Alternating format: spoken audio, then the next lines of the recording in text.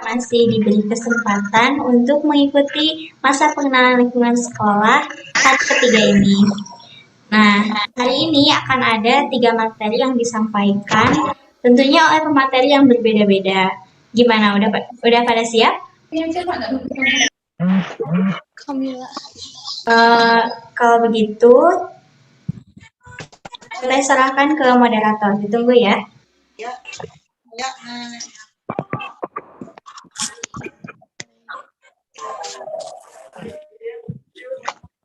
Lah, nah.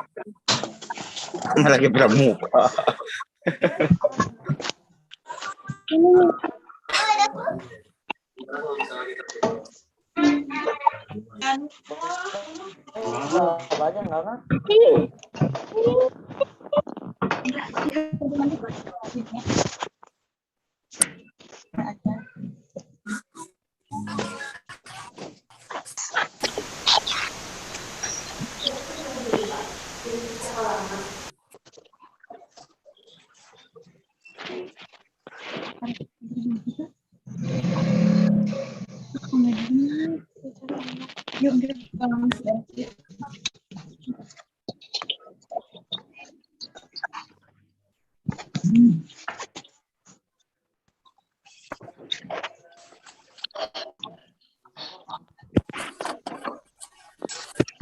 Baik, kita akan langsung ke materi yang pertama, yaitu belajar efektif dan parenting atau pendampingan belajar dari rumah yang akan disampaikan oleh Pak Munandar MPD.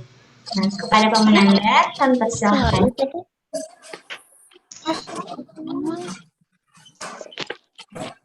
Isi ide akbarnya. Baik, terima kasih kepada Teteh moderator yang sudah memfasilitasi Bapak untuk berkenalan dengan para peserta didik baru, anak-anakku sekalian. Senang rasanya Bapak bertemu dengan kalian merupakan keluarga baru dari SMA 19 Garut. Oleh karena itu, Bapak mengucapkan yang pertama adalah mengucapkan selamat datang pada para siswa peserta didik baru tahun pelajaran 2021-2022. Anda selamat menjadi bagian dari keluarga besar SMA Negeri 19 Garut. Mungkin juga jadi bagian sejarah baik bagi kalian sendiri maupun bagi Bapak sendiri. Ya. Baik, mungkin karena ini masa pengenalan siswa ya, mungkin kalian juga pengen mengenal tentang biodata Bapak. Mungkin ini Bapak berikan biodata siapa sih Bapak itu sebetulnya gitu ya. Ini dia. Kelihatan ya ini?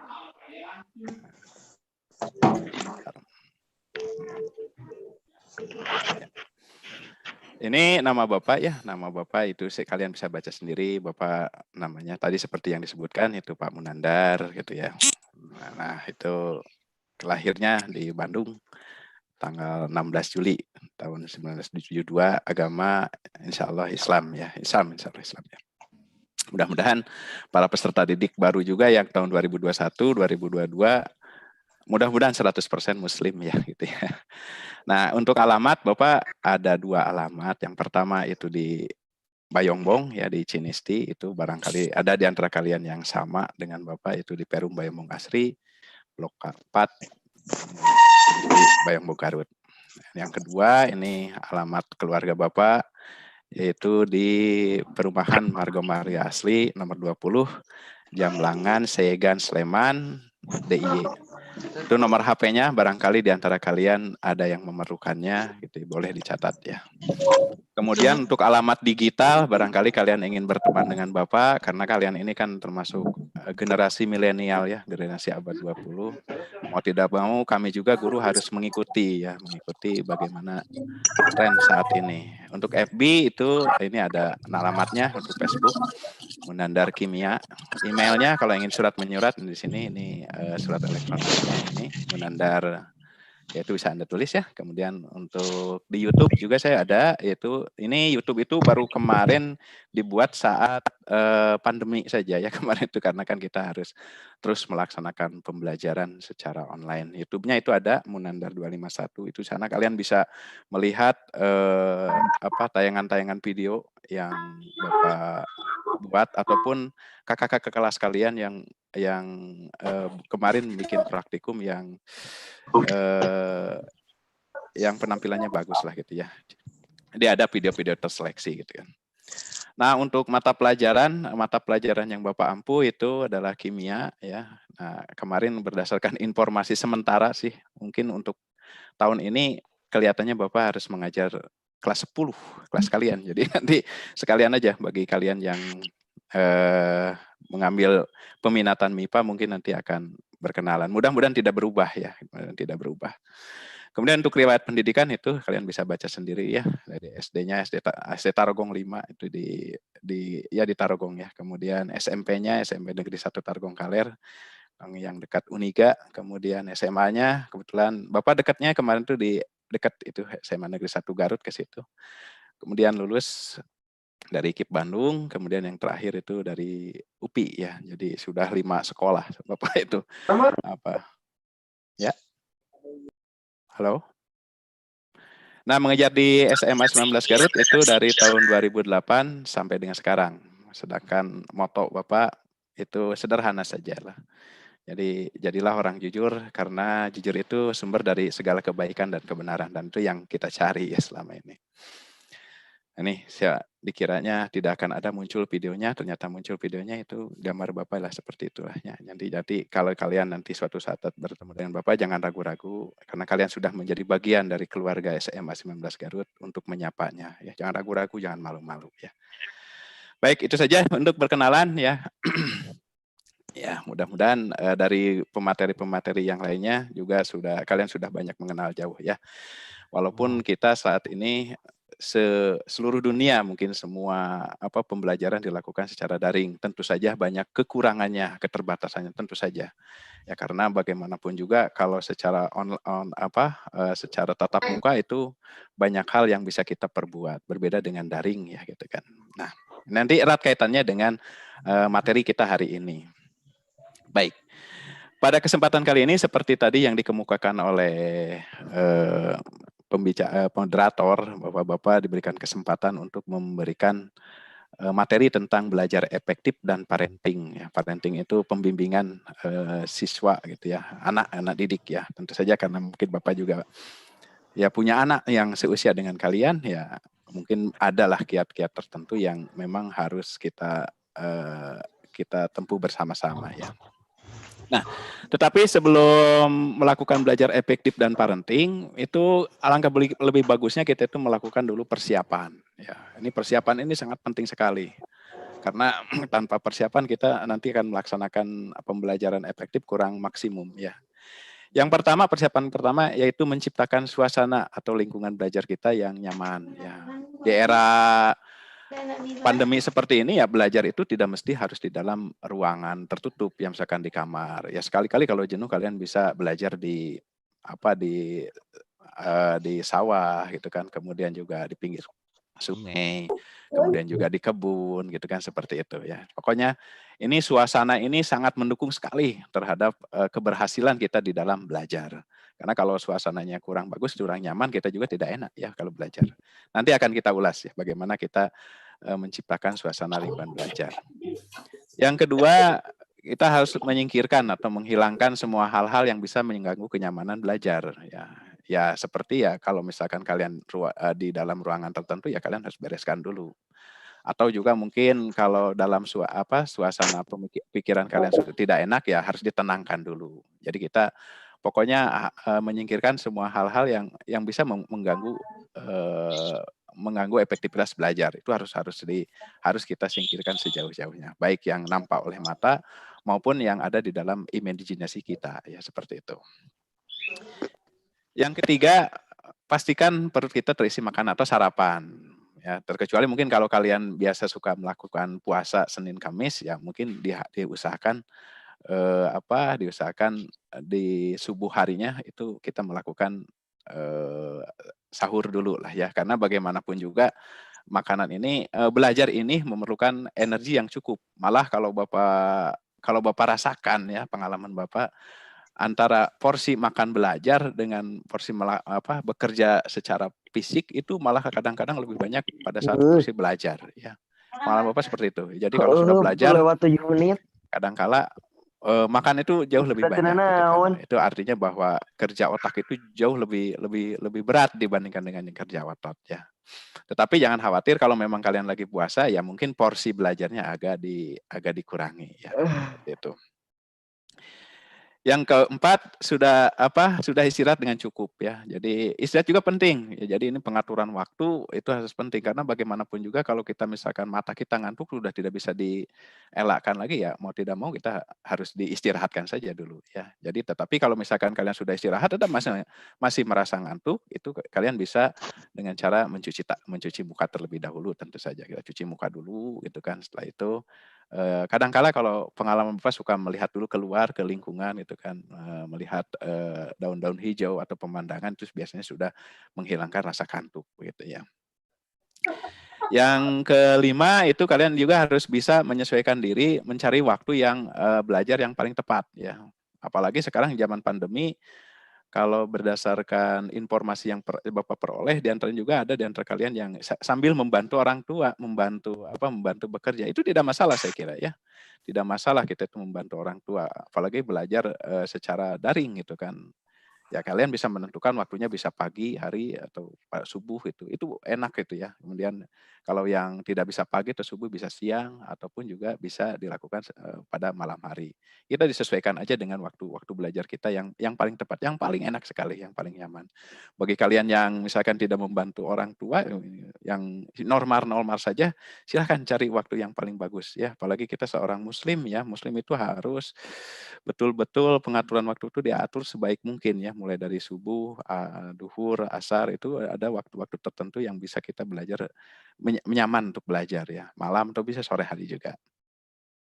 Dan yang keenam, jangan lupa ya kita juga harus berolahraga karena olahraga ini bisa mensuplai oksigen kita ke dalam otak gitu kan. Dengan olahraga ringan itu otot-otot kita itu sangat membantu sekali terhadap kinerja otak karena bagaimanapun juga kalau kita olahraga itu jantung kita itu jadi berdenyut kencang, itu bisa menyalurkan oksigen ke seluruh permukaan tubuh seperti itu ya. Ini bisa press. Beda sekali kalau belajar belajar tidak diiringi dengan olahraga dengan belajar yang diiringi olahraga. Jadi badan kita tetap sehat, segar dan materi pelajaran itu biasanya mudah masuk ya. Tapi olahraganya tentu saja olahraga yang ringan-ringan saja, yang bisa jalan kaki atau senam, stretching seperti itu. Tidak memerlukan olahraga yang berat-berat ya. Jadi ini 6 hal penting yang perlu kita persiapkan sebelum kita melaksanakan belajar agar pembelajaran kita bisa berjalan secara efektif seperti itu. Baik. Nah, ini Bapak tunjukkanlah beberapa gambar yang bagaimana kita belajar senyaman mungkin ya. Mungkin bagi kalian yang tipenya pengen di rumah, ini bisa di rumah tuh dirapihkan dulu meja belajarnya, disiapkan smartphone-nya kalau memang itu pembelajaran daring gitu kan. Nah, bagi kalian yang sukanya berpetualang ya, ini bisa dilakukan juga di sawah gitu kan, itu sambil melihat. Kalau Bapak dulu waktu kecil Bapak suka belajar di sawah ya, karena kadangkala suka ingat ya kalau materi tertentu, oh iya pada saat saya melihat kambing misalkan, atau pada saat saya melihat kerbau lewat gitu kan. Atau juga kalau misalkan kalian di rumahnya dekat kebun-kebun itu bisa. Atau sekali-kali bolehlah kalian bertamasya dengan keluarga sambil dibawa buku, itu tidak ada masalah saya kira ya. Jadi belajar sambil bermain gitu kan. Seperti itu. Atau kalau di rumahnya ada kolam, ada sungai, itu bisa. Jadi intinya bagaimana sebelum kita belajar itu memperoleh mendapatkan tempat yang nyaman ya. Karena kalau dengan tempat yang nyaman ini yang Bapak rasakan ya materi pelajaran itu bisa cepat masuk gitu ya, bisa cepat diingatnya. Baik, jadi inilah suasana-suasana belajar yang memungkinkan kita melakukannya di rumah lah seperti itu. Jadi yang prinsipnya ya enjoy saja dengan belajar ya, karena bagaimanapun juga belajar itu apalagi kalian masih muda ya, masih banyak lah ceritanya untuk ke depan gitu kan, masih banyak lalampahan gitu ya seperti itu. Ya. Nah, untuk belajar efektif ini, langkah pertama yang harus kalian lakukan itu seperti tadi, yaitu membuat suasana belajar yang nyaman. Nanti suasana itu Bapak kategorikan menjadi 2 macam. Yang pertama adalah suasana hati. Suasana hati mood kita ya. Karena bagaimanapun juga kalau kalau kita itu tidak lagi moodnya lagi kurang bagus, itu ya dipaksakan juga tidak akan mau gitu kan. Ini pengalaman seperti itu. Nah, bagaimana caranya mengatasinya? Biasanya itu mood itu timbul apabila kita mengingat kembali hal-hal yang bisa melakukan sesuatu ya target tertentu, misalkan cita-cita tertentu dengan cara belajar. Jadi kita coba refresh lagi, coba ingat-ingat masa lalu atau yang dimana pada saat kita itu belajar ternyata kita memperoleh kesuksesan ya. Wah, ya ternyata ya dengan belajar seperti ini jadi cita-cita kita tercapai ya. Kemudian juga lupakan juga masalah-masalah yang tidak ada kaitannya dengan kita gitu kan ya. Biasa seperti itu ya. Maaf nih biasanya ya mungkin ada pertengkaran di antara saudara ataupun kadangkala gitu kan di keluarga ada sedikit gebentrokan. Nah, itu lupakan karena itu bukan bagian daripada kita. Itu kadangkala bisa menghambat terhadap mood kita dalam belajar. Ini penting sekali ya. Nah, tetapi kita juga jangan terpaku karena Pak, saya ini moodnya lagi kurang bagus. Nah, itu harus dicari alternatif lainnya. Di antaranya mungkin berkunjung kepada saudara, berkunjung kepada teman, atau sesekali meriles dulu. Artinya kita refresh dulu lah, melihat suasana-suasana lingkungan. Itu tidak masalah. Jadi biasa itu. Jadi suasana hati itu kan kadang-kadang ada lagi semangat-semangatnya, ada lagi yang tidak. Nah, itu. Kan nanti kalau kita ingin melakukan belajar secara efektif ya suasana hati dijaga sebaik-baiknya. Kalau kita sebagai seorang muslim tentu saja harus banyak berzikir lah, beristighfar, ya subhanallah walhamdulillah wala ilaha illallah wallahu akbar seperti itu. Insya Allah nanti suasana hati itu nanti akan tergerakkan untuk belajar ya, seperti itu. Yang kedua, suasana lingkungan tempat belajar ya, yang tadi itu sudah Bapak kemukakan ya tadi. Jadi carilah tempat belajar yang mungkin bagi kalian sangat nyaman sekali ya. Bisa di kamar atau juga kalau waktu daring biasanya di perpustakaan. Saya lihat banyak sekali kakak-kakak kelas kalian yang belajar di perpustakaan. Nyaman, enak kelihatannya itu ya. Atau juga mungkin kalau semacam sekarang lagi pandemi itu bisa kayak tadi ada di kebun, di sawah, di taman dan lainnya. Jangan malu-malu ya, kadang-kala kita bisa dikiranya sama teman itu wah sombong. Tidak juga sih sebetulnya. Ya itu memang cari suasana seperti itu. Ya apalagi sekarang zaman modern seperti ini kan pakai smartphone ya. Jadi kalian tidak mesti harus bawa buku banyak tebal-tebal, tidak usah ya. Kan di smartphone sudah ada semuanya, ada e-book di situ ya, seperti itu. Yang berikutnya, nah ini juga bisa ini dilakukan melakukan belajar bersama ya. Belajar bersama ini sangat sangat baik sekali untuk menggugah hati kita ya. Itu salah satu alternatif bagaimana supaya mood kita itu jadi pingin belajar gitu kan, seperti itu. Karena kalau dengan belajar secara berkelompok, kadang-kala teman kita yang lagi moodnya lagi bagus, kita kebawa gitu kan, seperti itu. Jadi dengan cara belajar kelompok ini, kurang lebih kita bisa meningkatkan motivasi belajar kita. Itu yang Bapak rasakan. Jadi kalau tiba-tiba di rumah itu nggak kesal sekali terus datang ke rumah teman, ternyata teman lagi belajar, diajak suka jadi tergerak hati itu untuk belajar ya. Nah, di samping belajar bersama itu, di samping bisa memotivasi belajar, juga bisa berbagi pengetahuan dengan teman ya. Bisa ada kalanya mungkin teman kita belajar fisika. Nah, kita belajar kimia gitu kan. Yang lainnya mungkin belajar bahasa Indonesia. Nah, itu bisa berbagi daripada kita harus membaca sendiri buku mungkin agak tebal-tebalan, lebih baik kita menggali aja informasi dari teman kita gitu kan. Nah yang yang menerangkan juga jadi tambah ilmunya dia itu ya. Jadi kalau ilmu itu berbeda dengan ada harta gitu kan. Kalau harta itu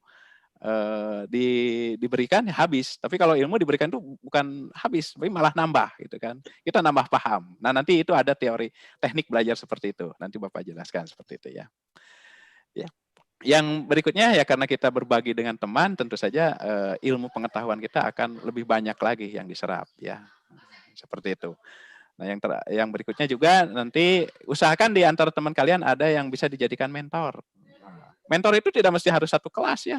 Kakak kelas bisa dijadikan mentor itu. Untuk kakak-kakak OSIS-nya itu ya, biasanya kakak OSIS itu orangnya pandai-pandai gitu ya. Biasanya itu bisa diajarin kalau kamu misalkan tidak bisa belajar matematik nih nggak jelas. Oh, ini kakak yang ini nih, yang ini pandai sekali. Boleh itu diajak ya, Kak, coba tanya seperti ini, bagaimana? Itu udah tidak bisa masalah. Saya yakin kakaknya juga mau membimbingnya. Jadi nanti kakaknya tambah cerdas, adiknya juga jadi ingat. Jadi seperti itu ya.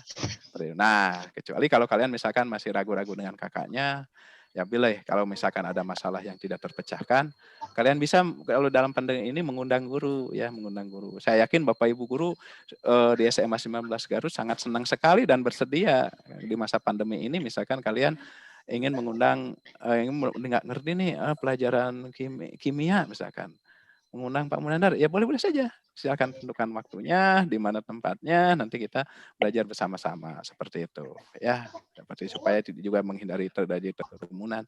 Ini beberapa siswa tahun lalu ini ada yang seperti ini ya, hanya mungkin kuantitasnya tidak banyak ya.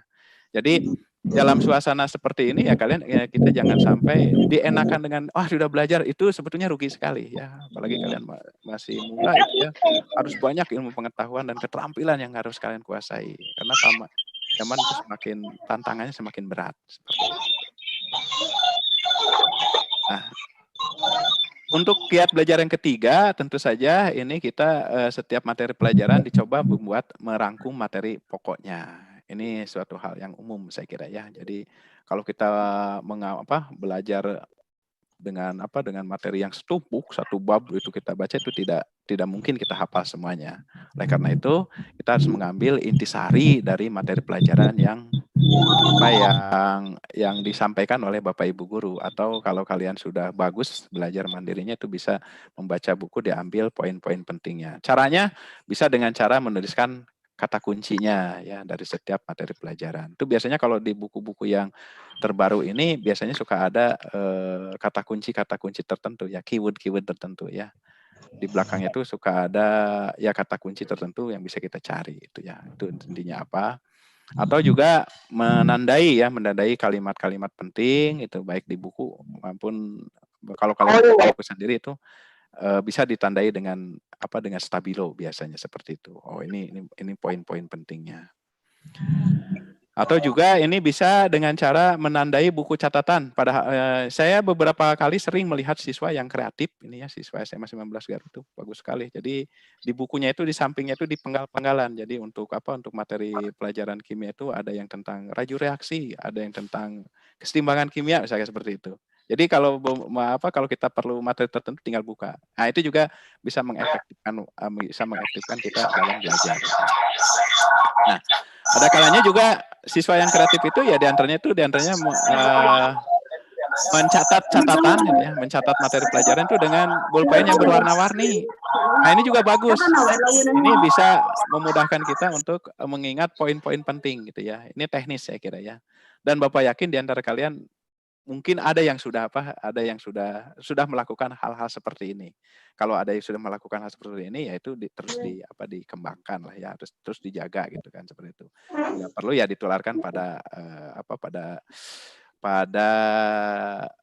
teman-temannya ya. Kadang-kala kalau misalkan saya sendiri kalau misalkan ada penilaian catatan itu bagi siswa yang kreatif mencatatnya itu penilaian itu beda.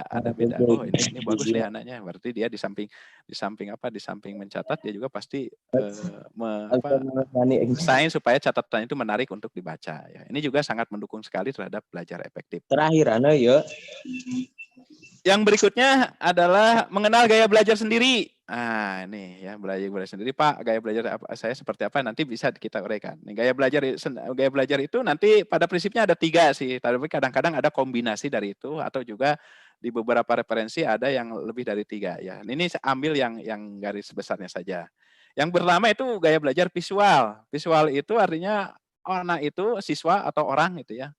Kalau belajar itu lebih enak kalau menggunakan gambar-gambar ya, atau juga misalkan melihat tayangan-tayangan video ya.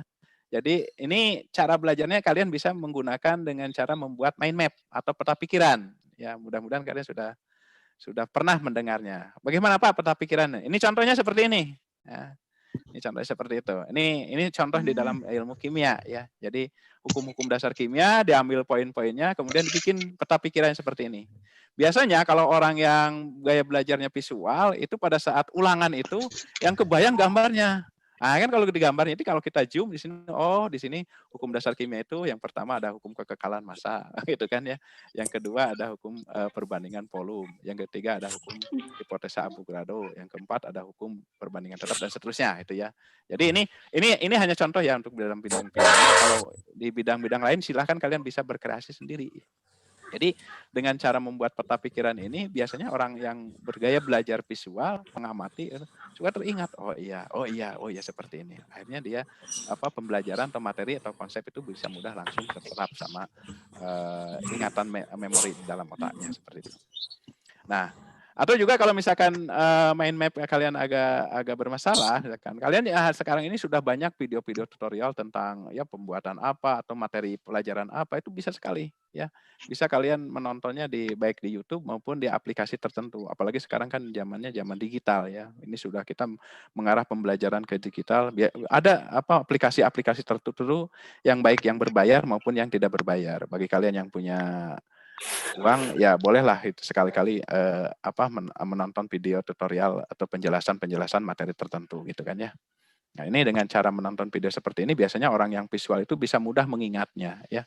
Banyak sekali sekarang aplikasi-aplikasi. Di antaranya kalau saya lihat tuh setiap malam itu ada yang namanya aplikasi Ruang Guru ya, itu yang berbayar itu ya. Kemudian ada Kuiper, ada Genius dan macam-macam. Ya itu terserah kalian nanti kalau memang ada uang untuk mengakses aplikasi tertentu ya silahkan kalian bisa mengaksesnya. Kemudian juga kalaupun belum ya biasanya bisa menggunakan yang gratisan ya, itu suka ada juga ya. Yang kedua, tipe gaya belajar yang kedua adalah auditorial. Berbeda dengan melihat, kalau auditorial itu biasanya siswa itu akan lebih jelas kalau dia mendengarkan. Jadi ini gaya belajar kalau orang itu akan lebih cepat mudah memahami pembelajaran apabila dengan cara mendengarkan kata-kata atau penuturan atau penjelasan dari guru. Itu seperti itu ya. Jadi dalam auditorial ini kalian bisa membaca buku, caranya tuh ya, membaca buku kemudian direkam. Setelah itu hasil rekamannya itu bisa kita dengar ulang. Ya, bisa didengar, diputar kapan saja dan di mana saja. Ini juga bisa mengefektifkan dalam pembelajaran ya. Ini bagi kalian yang tipikalnya saya mah sambil ini Pak, ini enaknya kalau sambil tiduran sambil dengar itu pelajaran sudah masuk gitu seperti itu. Suka masuk. Oh iya, itu silahkan aja. Ya, diambil ya, dicari. Kemudian juga jangan lupa, kalau kita memiliki tipe belajar auditorial itu harus banyak mendengarkan informasi-informasi dari berbagai sumber. Karena kadangkala informasi yang didengar dari suatu sumber itu ada bedanya dengan sumber yang lain. Nah itu bisa dijadikan bahan diskusi nanti itu. Kalau kalian bertemu belajar berkelompok dengan rekan Anda bisa didiskusikan seperti itu. Dan yang terakhir itu ada tipe belajar kinestetik. Nah, jadi ini biasanya dilakukan para siswa yang aktif ya, Jadi kadangkala saya sering kali menemukan siswa itu kalau diterangkan atau diberikan gambar, video tidak ngerti. Tapi kalau disuruh praktek, ya dipraktekkan, paling cepat prakteknya, paling ngerti memahaminya. Nah, tipe siswa seperti itu adalah tipe kinestetik ya biasanya. Jadi tengah arti hari diterangkan ku guru mah dijelaskan saku mahal kayak gitu ya. Nggak ngerti, nggak susah sekali. Tapi kalau dipraktekkan jadi ngerti. Kadang oh iya Pak, begini Pak. Ya itu begitu seperti itu. Ya. Nah, ini ada juga siswa yang tipenya tipe kinestetik ya.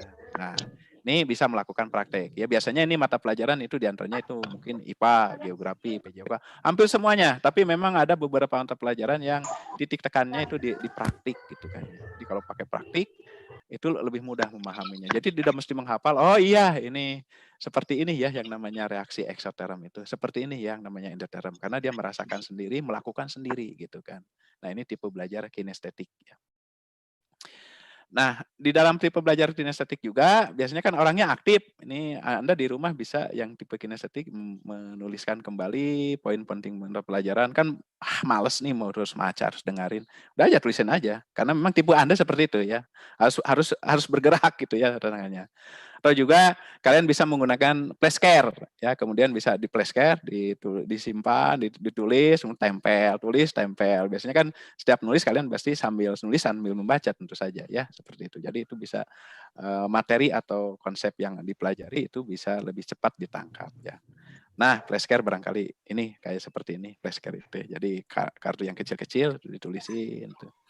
Beberapa tahunnya, bukan beberapa tahun lah, tahun kemarin saya tuh. Tahun kemarin banyak juga siswa yang sudah kreatif seperti ini. Makanya Bapak merasa yakin di antara kalian sudah banyak yang melakukan hal-hal yang dijelaskan hari ini. Kayak seperti itu. Udah ada siswa yang rajin seperti itu ya. Kemudian juga ini mengerjakan soal-soal latihan.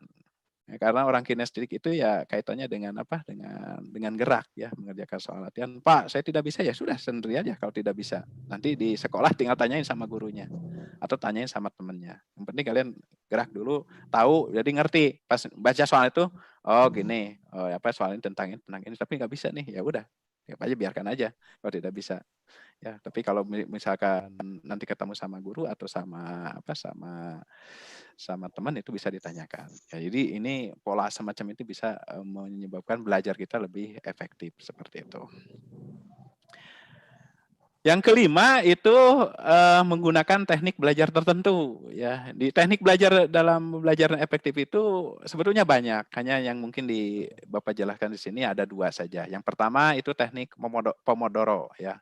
Teknik Pomodoro itu ini dikembangkan oleh seorang ahli pembelajaran dari Italia namanya Francesco Cirillo ya.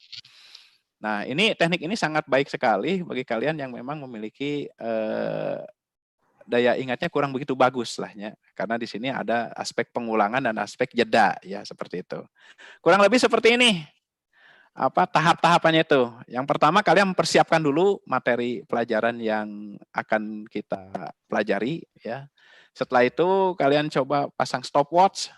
Maka taruh di menit 25 menit, misalkan 25 menit taruh seperti itu ya. Setelah itu kalian belajar secara baik gitu kan.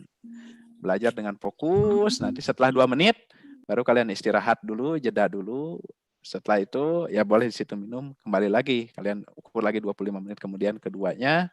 Nah, langkah-langkah ini, langkah 1 sampai ketiga ini kalian ulangi kurang lebih sebanyak 4 kali ya. Nanti itu konsep itu akan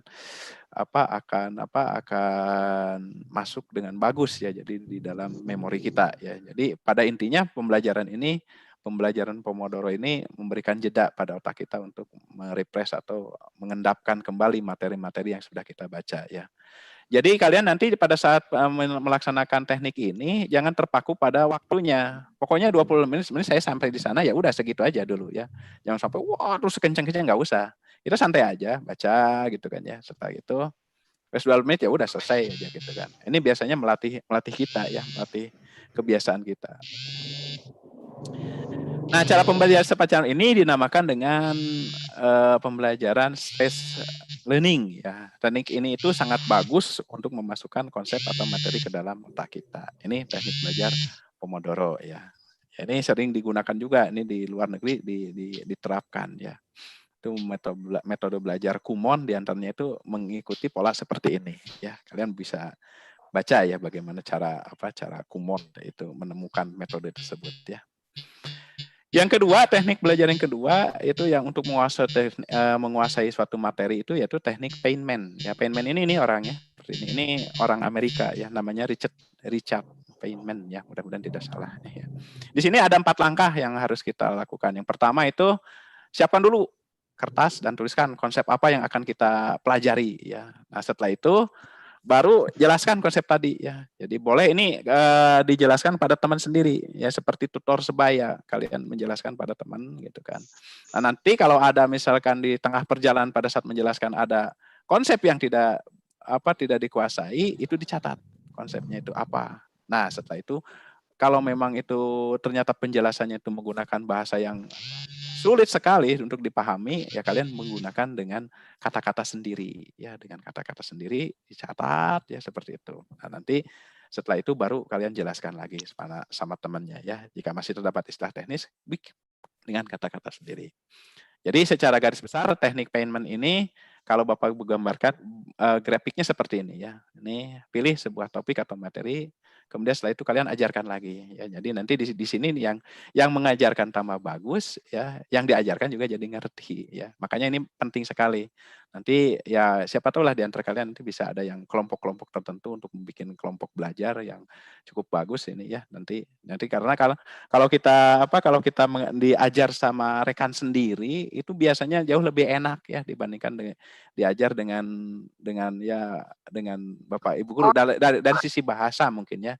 Dari sisi bahasa mungkin kita lebih enak karena kalau teman kan tidak canggung lagi kalau kita bertanya atau kalau sama guru kadang-kadang aduh izin nih atau kadang-kadang pengen sih takut diketawain sama teman gitu kan kadang-kadang seperti itu. Tetapi kalau dengan teman sendiri itu malah lebih leluasa dalam hal bertanya ya. Jadi ini kemudian setelah itu kalian refresh di sini, wah tadi saya ini menjelaskan ini kayaknya kurang pas nih. Nah, ini baru kalian cek. Di sini ada gap di antara penjelasan dengan yang diinginkan dan antara konsep yang diinginkan dengan penjelasan yang kita berikan ya.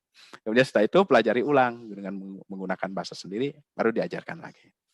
Kira-kira itulah dua teknik pembelajaran yang mungkin bisa membantu kalian dalam belajar efektif begitu ya.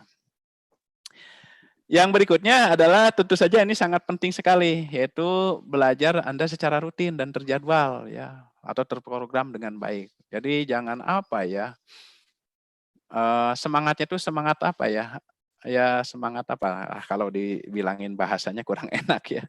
Jadi hanya semangatnya itu hanya hangat sementara begitulah ya. Jadi setelah itu tidak, ini lebih bagus itu belajar itu secara terjadwal dengan baik. Nah, ini karena pembelajaran secara terbaik ini berdasarkan penelitian ini bisa melatih melenturkan saraf otak kita. Ya sama, otak kita juga kan berdiri dari saraf-saraf yang menghubungkan satu saraf tertentu yang baik yang kiri dan kanan, atau kan kiri sama itu ya. Ada memori-memori tertentu untuk menyimpan konsep seperti itu. Sama seperti otot kita. Kalau otot kita latih kan bisa lentur, bisa lebih gede. Nah, saraf otak kita juga seperti itu. Ya, jadi kalau kita sering rutin pembelajaran terus, makanya ada istilah kalau pepatah ya mungkin istilah rajin pangkal pandai kan begitu ya. Ini pepatah dari sejak SD ya. Jadi artinya kalau kita rajin, insya Allah nanti pandai mengikuti ya. Bukan pandai malah jadi rajin tidak ada ya. Jadi kita rajin pangkal pandai. Mungkin ini ke sini kalau kita telusuri itu. Sebenarnya kalau dengan orang rajin itu ya kata-kata yang sering kita lakukan itu jadi merupakan sesuatu hal jadi yang sudah tidak berat lagi untuk kita lafalkan ya. Yang berikutnya, nah ini belajar itu sebenarnya tidak perlu lama untuk kita itu latihannya itu. Kecuali kalau kalian sudah belajarnya itu sudah sekolahnya sudah S2, S3 itu boleh lama ya. Nah, ini kalau dulu waktu Bapak SD ya kalau nggak salah SMP ya. Ini 10 kali 1 itu lebih bagus dari 1 kali 10 ya. Ada yang tahu nggak kira-kira apa maksudnya? 10 kali 1 bukan 1 kali 10. Ada yang tahu nggak maksudnya? Belajar itu ya tidak perlu lama. Jadi artinya sini kalau kita itu mempelajari satu materi lebih baik kita 10 kali dipelajari terus. Bukan 1 kali belajar untuk 10 bab misalkan begitu kan. Nah, harusnya 10 kali belajar untuk 1 bab. Itu lebih bagus itu sebetulnya ya, seperti itu ya. Jadi yang penting ya ada program lah. Tapi misalkan kalau kalian sudah durasi waktunya sudah bisa 60, 30, tingkatkan terus nanti ya. Bapak doakan di antara kalian nanti mudah-mudahan ada yang bisa ke sekolahnya sampai tinggi melebihi Bapak ya, sampai profesor bila perlu ya. Itu biar kalau namanya profesor seperti itu belajarnya sudah tingkat tinggi ya. Nah, untuk kita ya itu kita durasinya misalnya pagi hari 60 menit gitu kan. Nih. 60 menit pagi hari. Setelah itu ya kalau mau bantu orang tua. Siang kalau memang memungkinkan, kalau enak bagi kalian bisa 30 menit. Nah, sore bisa 40 menit. Ini untuk latihan saja. Atau, wah ini terlalu berat bagi saya 60 menit, ya 30 menit nggak apa-apa. Yang penting rutinitasnya itu. Ya. Nah, kalian juga kan sudah pandemi kan, mengerti kan. Jadi mungkin saya tidak tahu ya ada hadis di dalam ajaran agama kita bahwa amalan yang Allah suka itu adalah sedikit tapi terus menerus dibandingkan besar tapi 1 kali, tapi Allah itu senang yang terus menerusnya itu, kontinuitas itu ya, itu sering kali seperti itu ya. Makanya kita melakukan ibadah sholat itu 5 waktu sedikit lima. Kenapa tidak sekalian aja kan? Kalau misalkan dari subuh sampai ke ke maghrib ya, subuh ke isya, itu kan kalau kita jumlahkan ada 17 rakaat, udah aja 17 rakaat sekaligus. Kan jong-jon merenang ya. Kita melakukannya di hari subuh misalkan 17 ke sana nggak usah. Tapi yang penting itu ya itunya, rutinnya itu. Set. Jadi suatu kebiasaan yang bagus ya. Nah, setelah itu kalian juga di sini supaya terprogram, tentu saja kita harus memberikan jadwal ya, jadwal pelajaran di rumah secara mandiri. Ya, ini biasanya disesuaikan aja dengan pelajaran yang diberikan di sekolah. Kalau Bapak dulu waktu SMA itu biasanya kalau belajar itu kalau sudah belajar dari sekolah pulang biasa ya, seperti kalian mungkin makan dulu, kadang istirahat dulu sebentar. Nah, setelah itu dipelajari lagi apa materi-materi pelajaran yang diterangkan oleh guru pada saat di kelas, dipelajari lagi. Oh iya begini. Nah, kalau ada PR, tentu saja Bapak kerjakan PR-nya. Jadi jangan nunda-nunda PR. Kalau PR itu misalkan dibesokkan lagi, kadang-kadang suka lupa materinya itu. Waduh, lupa deh, naon gitu kayaknya. Nah, kalau pas saat itu masih hangat gitu, masih kelihatan, oh iya saya ngerti ini ya. Ini apa namanya tuh materi ini nanti yang diajarkan tadi itu sama Pak Munandar seperti ini nih. Itu lebih enak ya. Karena materi pelajaran itu kalau semakin ditunda nanti semakin mengendap ke atas itu semakin berat, semakin sulit itu. Biasanya seperti itu. Ya. Tapi kalau sedikit, insya Allah tidak ada masalah saya kira dengan belajar apapun juga. Tidak ada istilahnya pelajaran sulit, tidak ada ya saya kira. Yang berikutnya ini tidak kalah pentingnya itu disiplin ya, disiplin melaksanakan jadwal pelajaran. Jadi percuma aja di jadwal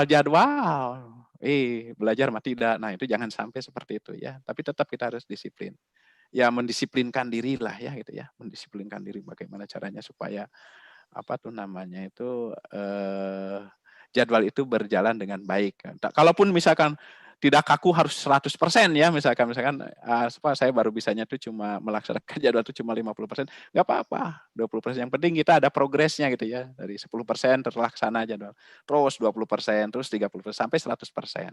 Ya biasa, bertahap lah, dari mulai yang sedikit sampai yang besar seperti itu. Itu biasa ya. Jadi mumpung kalian itu masih muda, masih bisa dibentuk. Kalau sudah berusia sudah usia seperti Bapak itu agak sulit ya itu merubah kebiasaan itu. Kalau kalian masih bisa diperbaiki. Kalau ada misalkan waktu di SMP ada hal-hal yang kurang, silahkan aja Anda merenungi diri sendiri, alah nyanya baheula teh masa kurang kieu gitu kan ya. Nah, setelah itu juga ini jangan lupa juga ya mengerjakan PR dan latihannya dengan baik gitu kan. Karena PR dan latihan itu ya ini merupakan tugas mandiri kalian ya Bapak Ibu guru. Itu kita tidak mungkin kita menjelaskan membahas suatu materi itu langsung di sekolah. Mesti harus ada tugas-tugas yang dikerjakan begitu ya. Ini harus dikerjakan ya PR-PR-nya dengan tertib ya gitu. Nah, bila perlu kalian mencoba mengerjakan soal yang belum dijelaskan di sekolah oleh guru ya, bila perlu. Ya tadi biasanya kalau Bapak kalau besoknya misalkan ada pelajaran matematik atau ada pelajaran bahasa Indonesia atau ada pelajaran agama misalkan ya. Sebelum ke sekolah itu paginya itu suka ya paling tidak baca-bacalah 1 atau 2 halaman. Oh ini. Ini kelebihannya apa? Kelebihannya tuh kalau pas guru nerangin nyambung gitu kan. Oh iya maksudnya teh kalau tidak ada yang tidak jelas waktu dibaca tuh. Oh begini. Atau kadang-kala kalau misalkan guru itu nanya, siapa yang tahu tentang ini? Itu sudah bisa jawab gitu kan. Nah, kalau menjawab itu biasanya gurunya senang, bisa ada kredit poinnya itu biasanya. Ada nilai poinnya dan dia itu. Oh, ini anak ini nih aktif nih, pinter nih gitu kan seperti itu ya. Nah, nanti kalau sudah kelas 12, nah ini sekali-kali kalian coba mengerjakan soal-soal di luar buku teks yang biasanya itu tingkat kesulitannya lebih tinggi. Dan ini juga bisa mempersiapkan kalian untuk mempersiapkan SBMPTN gitu kan ya. Jadi kalau kalian itu sudah pola terjadwal program belajarnya itu sudah enak, itu saya kira yang namanya bimbingan belajar segala macam itu tidak perlu ya karena kita sudah terbiasa itu. Ya bimbingan belajar itu ada ya karena itu biasanya diusahakan untuk anak-anak yang kadang-kadang waktu belajar di sekolahnya itu malas-malasan seperti itu ya. Tapi kalau kita sudah sering rutin mah belajar itu jadi menyenangkan aja, enak saja seperti itu. Nah, ini saya kira jadi supaya kita belajar secara efektif seperti itu ya. Langkah yang ke-6. Nah, langkah yang ke-7 ini ini langkah terakhir mungkin ya, ini itu belajar memahami bukan menghafal. Beda ya belajar memahami dan menghafal. Karena kalau memahami itu biasanya melekat lebih lama ya dalam ingatan kita ya. Jadi misalkan misalkan sejarah Perang Dunia Kedua misalkan. Kalau menghafal dihafal gitu kan tanpa ngerti, tapi kalau dipahami, oh step-stepnya itu ini dulu, baru ini, penyebabnya itu ini dan ini. Nah itu memahami ya. Kalau menghafal kan dihafalkan, wah negara ini. Nah itu. Ya jadi kalau paham itu jauh lebih lama, lebih ingatnya itu. Nah ini diusahakan dari mulai sekarang kita lebih cenderung kepada memahami suatu materi ya, bukan menghafalnya ya. Ini bisa memahami konsep dasar, bisa memahami alur cerita. Kalau di dalam bahasa Indonesia kan ada misalkan cerita Malin Kundang gitu kan. Kalau dihafalkan nggak akan hafal tuh Malin Kundang berapa berapa lembar, tapi kalau dipahami kan, oh Malin Kundang itu tentang ini, ceritanya di sini, itu kan beda ya, antara memahami dengan menghafal. Kadang-kala kita memahami istilah-istilah sederhana, persamaan kata dan lawan kata. Ini apalagi di dalam pembelajaran kimia, ini banyak sekali ya. Misalkan saya punya materi, nanti kalian kalau yang IPA itu belajar termokimia. Termokimia itu terbuat dari term itu artinya panas, kimia itu kaitannya dengan reaksi kimia. Itu sangat cepat sekali memahaminya. Atau elektrokimia, berarti hubungan antara elektro itu kaitannya dengan listrik. Oh, berarti kaitan listrik dengan kimia. Boleh dari energi listrik menjadi energi kimia, boleh dari kimia menjadi energi. Ini contoh ya, contoh sederhana bagaimana kita memahami kata-kata gitu kan. Atau mungkin kalau di dalam pembelajaran ekonomi ada ekspor impor. Nah, ekspor, berarti keluar. Kalau berarti ke dalam. Oh, berarti kalau mengekspor itu berarti mengirimkan barang keluar, ya gitu kan. Tapi kalau mengimpor itu artinya mendatangkan barang dari luar. Udah seperti itulah, kurang lebih seperti itu. Nah, ada kalanya kalau misalkan pelajarannya satu rumpun, ini bisa mengkaitkan istilah atau konsep baik dari satu mata pelajaran yang satu dengan yang lainnya. Contoh gini aja, nanti kalian di bab pertama itu akan belajar tentang struktur atom. Struktur atom itu hampir sama dengan susunan tata surya ya. Jadi di sini berarti begini ya. Jadi struktur atom kita itu, struktur atom yang dipelajari di kimia itu hampir mirip dengan tata surya yang ada. Nah, itu seperti itu. Jadi dengan belajar seperti itu kita bisa memahami lebih baik lagi ya. Jadi lebih efektif gitu ya, lebih efektif dalam pembelajaran. Banyak sekali. Jadi nanti mengkaitkan itu bisa dalam satu materi yang sama, bisa juga lintas materi ya. Tergantung. Jadi kalian coba teliti aja. Oh, ini maksudnya begini gitu ya. Kalau di kimia kan banyak sekali kaitannya biasanya dengan biologi, dengan fisika, itu kan dengan geografi juga ada seperti itu. Baik, itu saja yang perlu Bapak sampaikan pada kesempatan kali ini. Mohon maaf, barangkali tidak maksimum, tapi kita tetap walau bagaimanapun juga jangan menyalahkan kondisi, jangan menyerah terhadap kondisi, karena kita terlahir itu dengan kondisi yang tidak ideal. Seperti itu kan ya. Jadi yang paling penting kita harus belajar terus, semangat terus ya. Jadi tidak boleh melempem ya. Itu saja dari Bapak. Ini mungkin ada gambar-gambar kalau pembelajaran di SMA 19 Garut. Kalau waktu ada tatap muka seperti ini. Enak sekali ya. Ini kalian tuh seperti ini. Ini pembelajaran dengan Bapak ya. Seperti itu. Sudah ya. Baik, demikian Bapak kembalikan lagi kepada kakak kelasnya atau tetehnya. Barangkali ada pertanyaan dari siswa-siswa baru. Mangga, silahkan. Baik, terima kasih kepada Pak Munandar yang telah menyampaikan materi yang pertama. Baik, saya akan bacakan kesimpulan dari materi yang tadi mengenai belajar efektif dan parenting.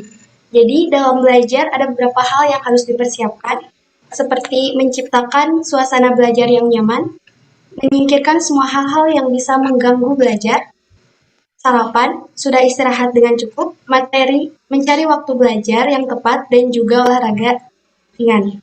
Lalu ada beberapa cara yang dapat dilakukan supaya belajar efektif, menciptakan suasana belajar bersama, membuat rangkuman materi, mengenal gaya belajar, menggunakan teknik belajar yang tepat, belajar secara rutin dan terjadwal, serta belajar memahami. Bagaimana? Apa ada yang mau ditanyakan terkait materi tadi? Silahkan acungkan tangan.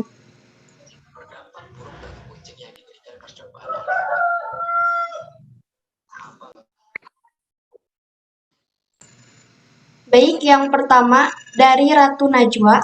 Pak, bagaimana cara mengingat materi lebih lama? Soalnya suka lupa lagi. Ya, baik. Ya itu tadi sedikit sudah Bapak singgung, yaitu ada satu teknik yang dinamakan dengan teknik Pomodoro ya. Pomodoro itu kalian melakukan pembelajaran itu secara berulang-ulang, tetapi dengan ada jeda ya, jeda beberapa menit.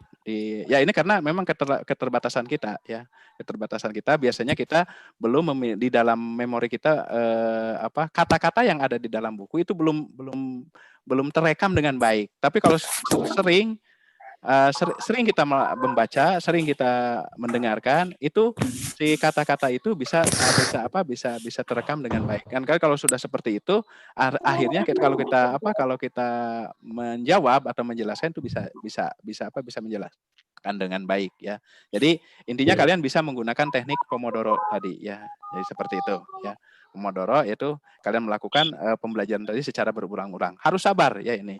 Nanti kalau sudah terlatih itu tidak akan perlu waktu lama. Yang di dalam biasanya itu harus 4 kali mengulang, mungkin 2 kali mengulang sudah bisa. Yang penting yang pertama itu berlatih dulunya itu. Ya, ini yang sangat sulit.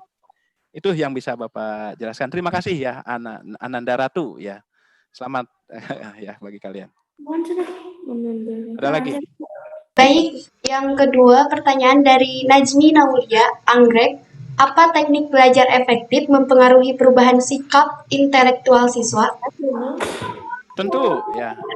Jadi dengan cara pembelajaran efektif ini, karena nanti kalian akan banyak merekam materi-materi atau konsep-konsep yang kalian peroleh dari buku-buku sumber, tentu saja ini akan bisa merubah perilaku intelektual kalian perilaku intelektual kalian ya, akan merubah IQ kalian ya, yakin ya. Makanya tadi Bapak sebutkan ada pepatah yang mengatakan rajin pangkal pandai. Salah satu saja itu pakai ya. Misalkan baik menggunakan Pomodoro maupun Feynman ya. Itu juga bisa memperlama daya ingat kalian ya, daya ingat kalian. Jadi berbeda dengan otot atau dengan barang. Kalau barang itu kalau semakin banyak digunakan semakin rusak. Tapi kalau ilmu pengetahuan atau kalau memori kita kalau sering banyak digunakan itu malah tambah bagus gitu kan. Jadi lancar gitu. Seret. Jadi dengan cara belajar seperti ini kalian bisa menggunakan teknik tadi yang cocok yang bagi kalian. Insya Allah intelektual kalian akan meningkat ya. Insya Allah akan lebih cerdas. Makanya kalian disuruh belajar di sekolah gitu kan, supaya kalian tambah bagus, tambah cerdas. Itu terima kasih ya Adik Najmi ya, terima kasih. Bagus pertanyaannya. Baik, yang ketiga kita pilih dari yang mengacungkan tangan yaitu Resti Noviana Ardianti dan Delion. Ya. Silahkan.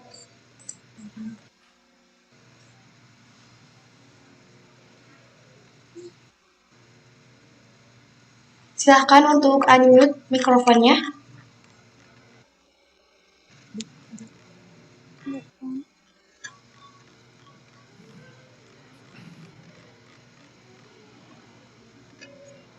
Atau Laira Salma dari Gugus Anggrek, silahkan.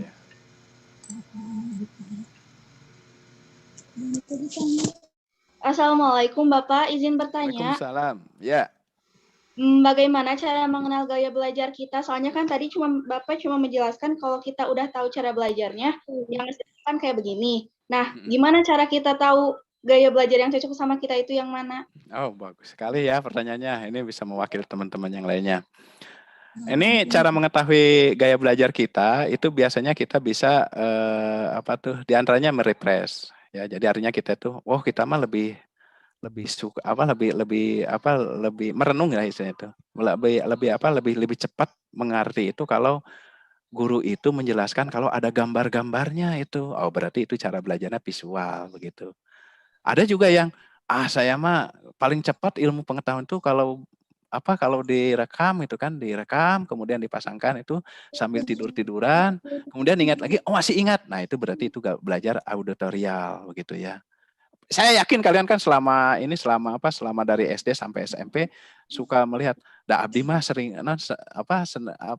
paling paling resep amun pelajaran teh bari jeung ieu jeung praktek tah eta paling resep. Nah, berarti kalau siswa seperti itu biasanya kinetis ya, kinestika ya seperti itu. Saya yakin dengan cara kita flashback ke belakang itu flashback. Jadi Laila tinggal lihat aja. Kalau saya nih sukanya itu kalau disertai dengan gambar-gambar saya cepat masuk nih belajar itu. Tapi kalau hanya mendengarkan saja agak sulit nih saya itu. Nah, itu berarti kalian tipe belajar visual. Tapi mungkin juga sih ada kombinasinya antara visual dengan auditorial. Bisa aja siswa itu dua-duanya bisa oke. Visual auditorial atau juga kombinasi ketiganya itu siswa yang multi talent ya. Jadi visual oke, auditorial oke, kemudian kinestik juga oke. Ketiga-tiganya mungkin ada juga berarti kalian hebat itu ya. Jadi tidak ada masalah pembelajaran. Makanya di sekolah kadangkala ya guru-guru itu mengkombinasikan teknik-teknik mengajar itu disesuaikan dengan gaya-gaya belajar kalian. Karena kan kalau di sekolah itu sangat heterogen ya. Jadi ada yang siswanya ada yang visual, ada yang auditorial, ada juga yang kombinasinya, ada juga yang kinestik ya, ada juga yang kinestik. Makanya kami juga guru-guru kadang-kala suka mengkombinasikan agar semuanya bisa terpenuhi dengan baik seperti itu ya. Nah, kalau kalian sudah tahu teknik gaya belajar kalian yang mana, ya jadi kalian bisa nanti saling bantu dengan teman yang lainnya. Jadi intinya kalian coba dari sekarang merenungi ya, istilah merenungi. Kalau saya ini senangnya mudah belajar itu seperti teknik visual. Oh, ya berarti visual. Sering pakai gambar. Oh, berarti visual ya. Tapi mungkin juga kata Bapak juga mungkin kombinasinya. Kombinasi bisa visual dengan auditorial, bisa juga ketiga-tiganya juga bisa. Kemungkinan itu ada ya seperti itu. Ya jangan khawatir ya, Laira bisa dari sekarang bisa menintrospeksi diri lah, introspeksi diri. Oh, saya mah senangnya yang ini seperti itu ya. Jadi intinya itu aja ya. Jadi direnungi ya. Saya yakin selama dari SD SMP kalian sudah bisa merenungkan tipe gaya belajar mana yang paling baik. Atau kalau nanti di sekolah kalian bisa menghubungi Bapak Ibu guru bimbingan konseling ya, Bapak Ibu guru BK. Di sana biasanya kalau Bapak Ibu guru BK ada instrumen khususnya, biasanya seperti itu. Nanti kalau sempat boleh kalian menghubungi Bapak Ibu guru di bimbingan konseling. Biasanya Bapak Ibu guru yang bimbingan konseling itu punya instrumen tertentu. Ya itu saja ya, Laira ya. Bagus sekali. Selamat bertemu dengan Bapak ya.